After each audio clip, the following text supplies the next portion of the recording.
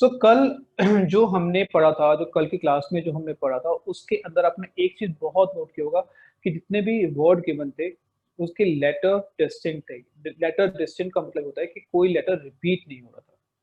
But ऐसा तो नहीं होता। बहुत सारे वर्ड ऐसे होते हैं जिसमें लेटर रिपीट होता है। जैसे आप अपना नाम ही देख लीजिए, जैसे मेरा नाम देख लीजिए, VIVEK, तो वी आपका रिपीट हो गया, राइट। तो विवेक है, पोजिशनिंग मैटर कर रही है, ऑर्डर मैटर कर रहा है, लेकिन रिपीटिशन मेरी वहां पे अलाउड हो रही है। रिपीटिशन अलाउड इसे नहीं बोलेंगे, इसे बोलेंगे लेटर रिपीट हो रहा है, एक्चुअली लेटर्स मेरे रिपीट हो रहे हैं। तो अगर आपके ऑब्जेक्ट्स मेरे डिस्टिंक्ट नहीं है, so if your objects are not distinct, तो नंबर ऑफ वेज हो जाते हैं आपके पास। ये नोट डाउन करते रहिए।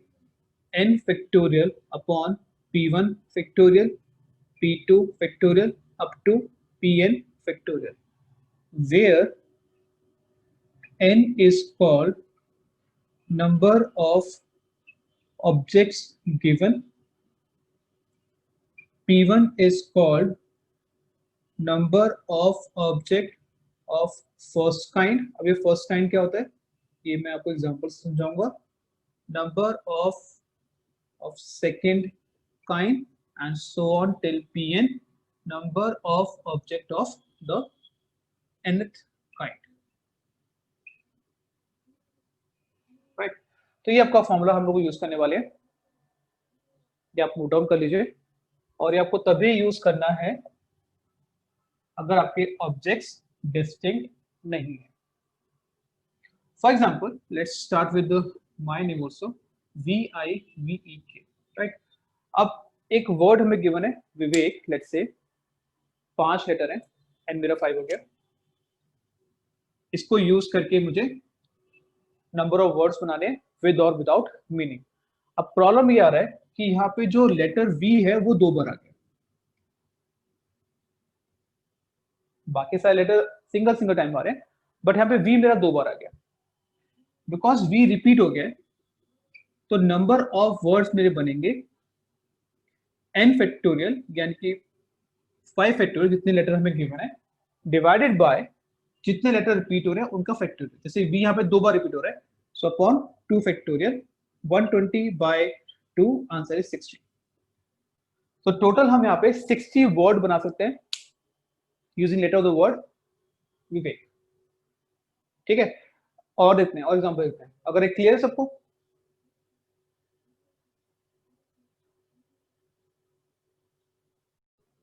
ठीक है, एग्जांपल 16 की हम बात कर रहे हैं, राइट। एग्जांपल 16, तो एग्जांपल 16 में हमें एक वर्ड गिवन है इंडिपेंडेंस। अब इस इंडिपेंडेंस में टोटल कितने वर्ड है, लेटर सॉरी, वो कितने काउंट करते हैं, 1 2 3 4 5 6 7 8 9 10 11 12, एन हो गया 12, ठीक है। अब कौन कौन से लेटर रिपीट कर रहे हैं, अब जैसे ई की बात हो रही है, वो कितनी बार आ रहा है, 1 2 3 4, वो 4 बार आ रहा है,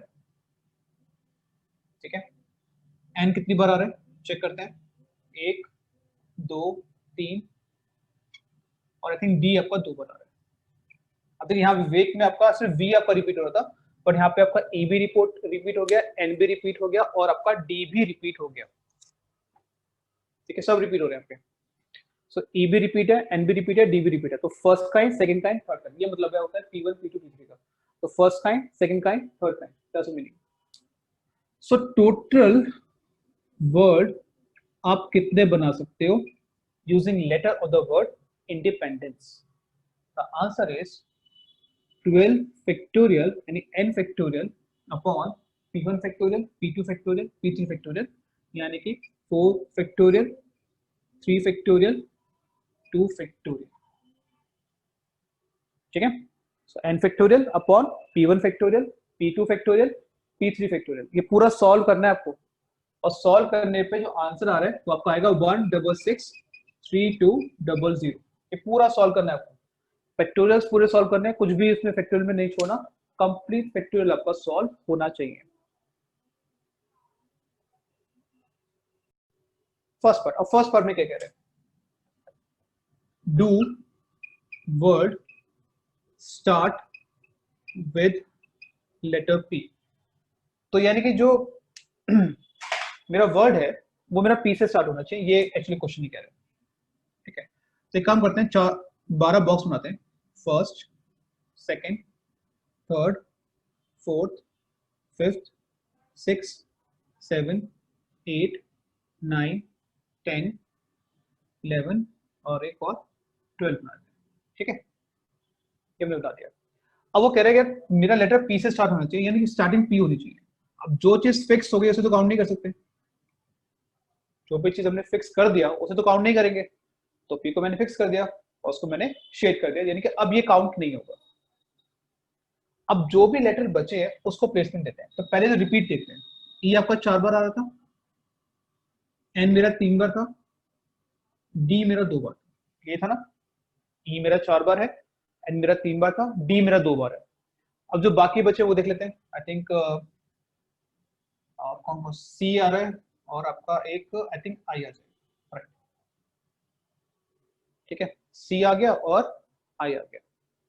तो टोटल कितने लेटर बचे, बस पी तो हमने फिक्स कर दिया। अब कितने लेटर बचे, 1 2 3 4 5 6 7 8 9 10 11।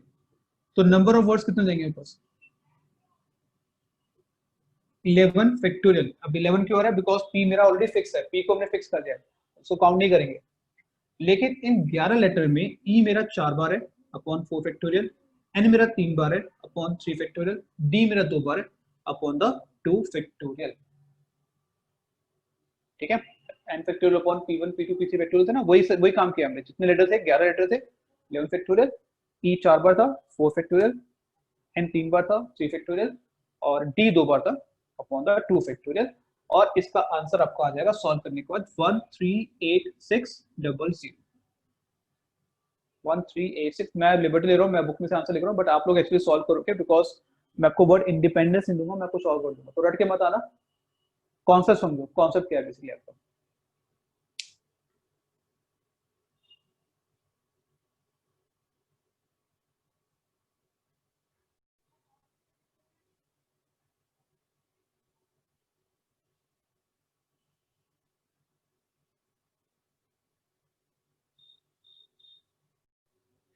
Right, so we start with your fourth part.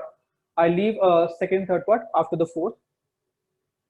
Okay, so fourth part में ये बोला गया है कि do the word begin with I and end with P, यानी वो I से स्टार्ट होना चाहिए और P पर वो खत्म होना चाहिए। ठीक है, I से स्टार्ट होना चाहिए और P पे खत्म होना चाहिए, यानी बेसिकली आप I और P को फिक्स कर रहे हो। तो same trick, start with I, end with P. So make boxes 1, 2, 3, 4, 5, 6, 7, 8, 9, 10, 11, 12। पहले मैं I को रखा, दूसरे में P को रखा और इनको हमने फिक्स कर दिया, तो इसको मैंने शेड कर दिया। शेड करने का मतलब इसे काउंट नहीं करना है। तो इंडिपेंडेंस के अंदर I और P हमने फिक्स कर दिया। अब जो बचे हैं उनको प्लेसमेंट देते हैं। E मेरा 4 बार है, N मेरा 3 बार है, D मेरा 2 बार है और C बच गया।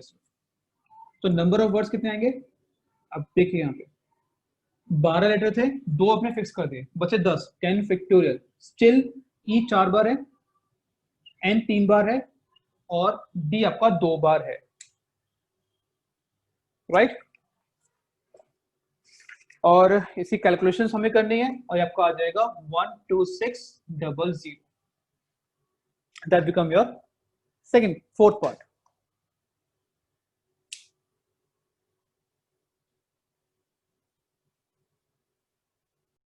अब एग्जाम्पल नंबर 16 की जो इंपॉर्टेंट पार्ट है, ये तो बहुत खैर इजी है, इसका जो इंपॉर्टेंट पार्ट है वो इंपॉर्टेंट पार्ट है सेकंड और third part.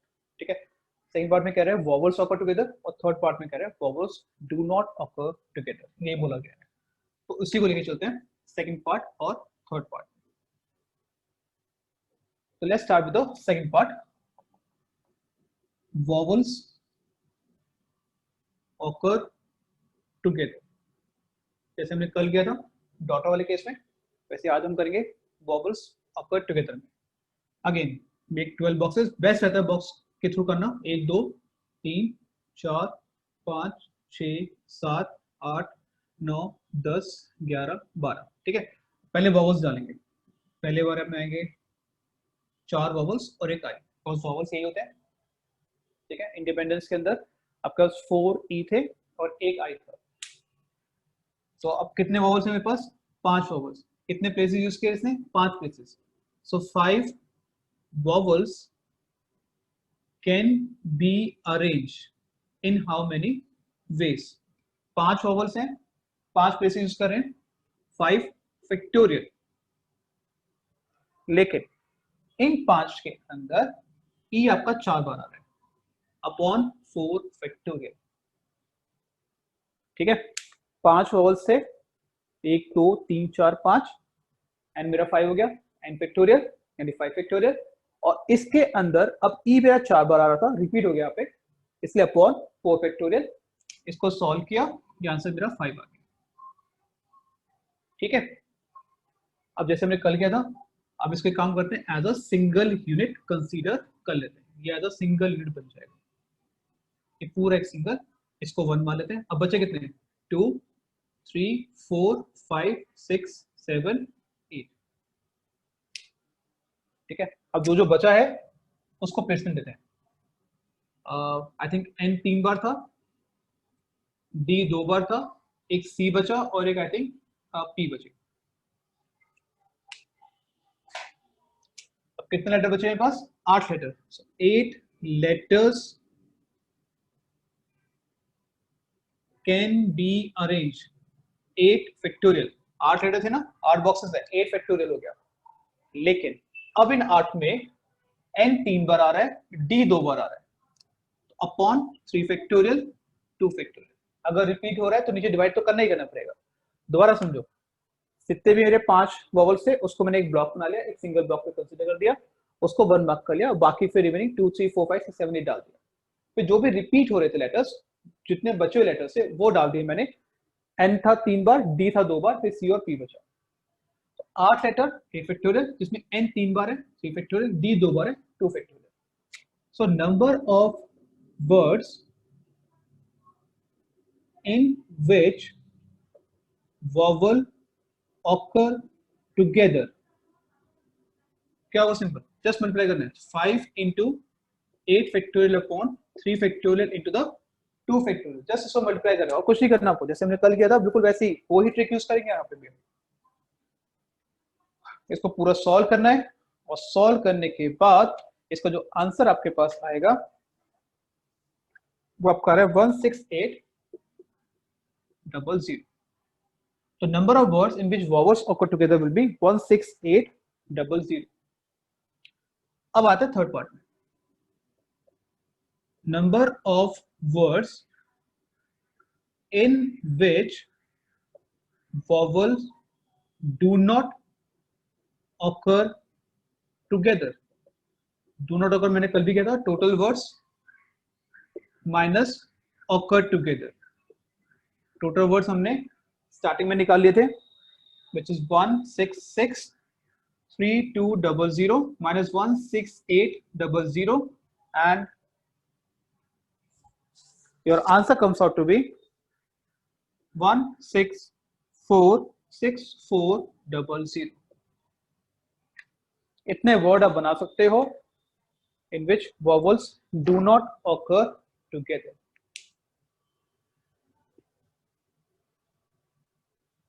Question number 10 and question number 11। तो पहले 10 स्टार्ट करते हैं। ठीक है, एक वर्ड हमें गिवन है एक्सरसाइज 7.3 में, क्वेश्चन नंबर 10। सो वर्ड हमें गिवन है, I think the word is Mississippi. So MISSIPPI, तो हमें मिसिसिपी एक वर्ड गिवन है। तो पहले इसको थोड़ा सा अरेंज करते हैं अपने अकॉर्डिंगली।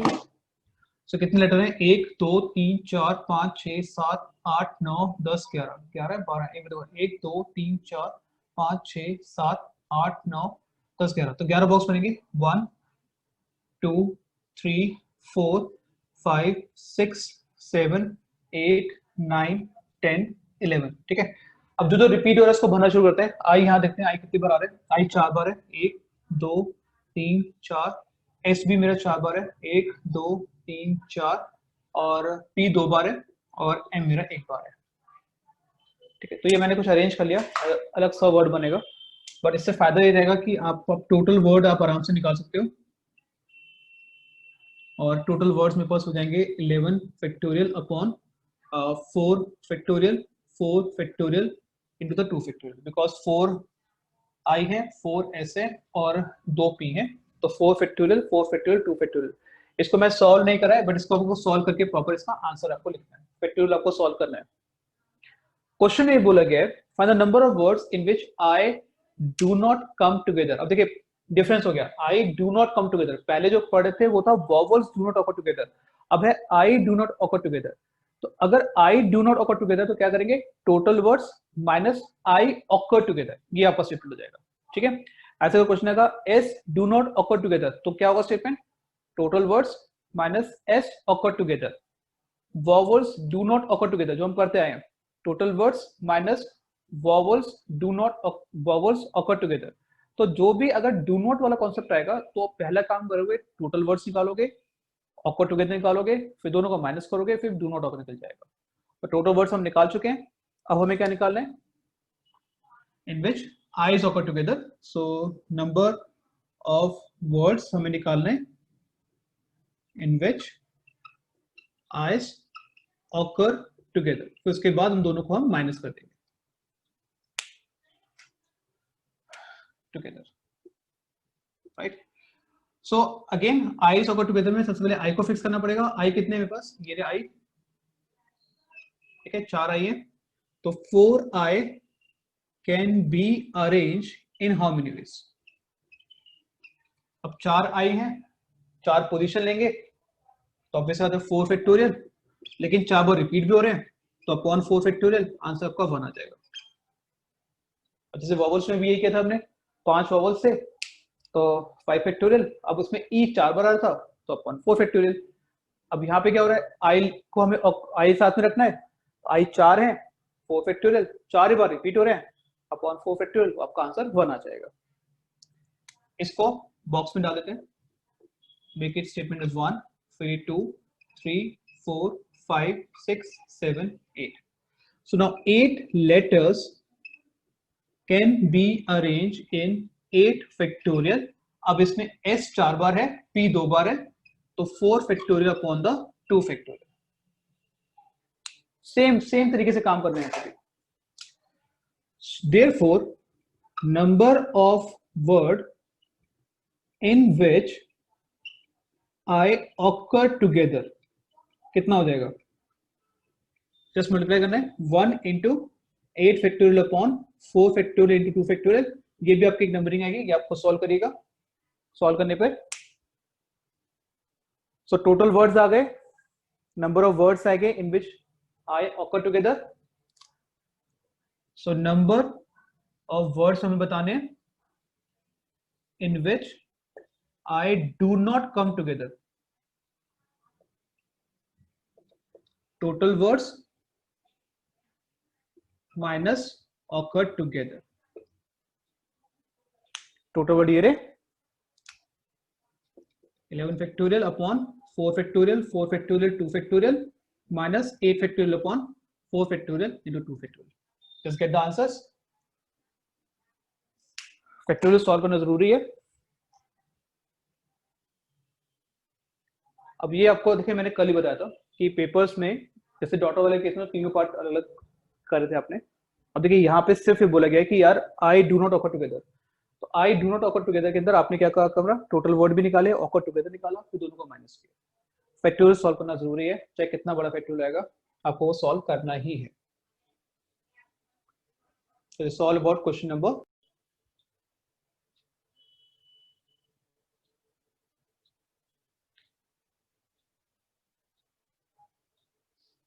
11। इसको हटा देते हैं।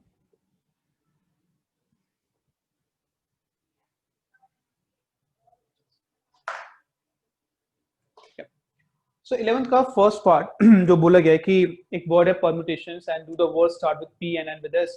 सिंपल सा टॉपिक है, जैसे हमने इंडिपेंडेंस किया था बिल्कुल वैसे ही टॉपिक है, आप खुद करिए। एंड सेकंड पार्ट में आई थिंक बोला गया कि वॉवल्स आर ऑल टुगेदर, सो ये भी अगेन आप कर सकते हो, वॉवल्स आर ऑल टुगेदर, ये भी ऑकर टुगेदर वाला कॉन्सेप्ट चला गया, तो सेकंड पार्ट भी मैं छोड़ रहा हूँ, ये भी आपके लिए है। थर्ड पार्ट इंपॉर्टेंट है, this is important one, in which they said कि there are always 4 letter between P and S. तो थर्ड पार्ट करेंगे, फर्स्ट सेकंड पे आपको होमवर्क दे रहा हूँ, वो अपना खुद ट्राई करिएगा। Question number 11, the word is permutation, PERMUTATIONS, permutations, right. अब कितने लेटर हमारे पास है उन्हें काउंट करते हैं। We are talking about third part, क्योंकि फर्स्ट सेकंड में कुछ खास नहीं है, वो मैं आपको एज अ होमवर्क दे रहा हूँ। आप कितने बॉक्सेस हैं, 1 2 3 4 5 6 7 8 9 10 11 12, जिसमें टी 2 बार आ रहा है, राइट। तो मैंने बना दिए 12 बॉक्सेस, 1 2 3 4 5 6 7 8 9 10 11 और लास्ट में 12 बना दिया, ठीक है। क्वेश्चन ये कह रहा है कि there are always 4 letters between P and S। तो P और S के बीच में हमेशा 4 लेटर होने चाहिए। तो यानी अगर मान लीजिए P यहां पर है, तो मुझे क्या करना पड़ेगा, मुझे 4 स्पेस छोड़ने पड़ेंगे S को फिट करने के लिए। तो यानी कि अगर P फर्स्ट पोजीशन पर है, तो S आपका कहां पे होगा, 2 3 4 5 6 पोजीशन पे होगा, ठीक है। तो अगर P फर्स्ट पोजीशन पर है तो S कहां पे होगा, 6 पोजीशन पे होगा। सो टोटल कितनी पोजीशन आएंगी,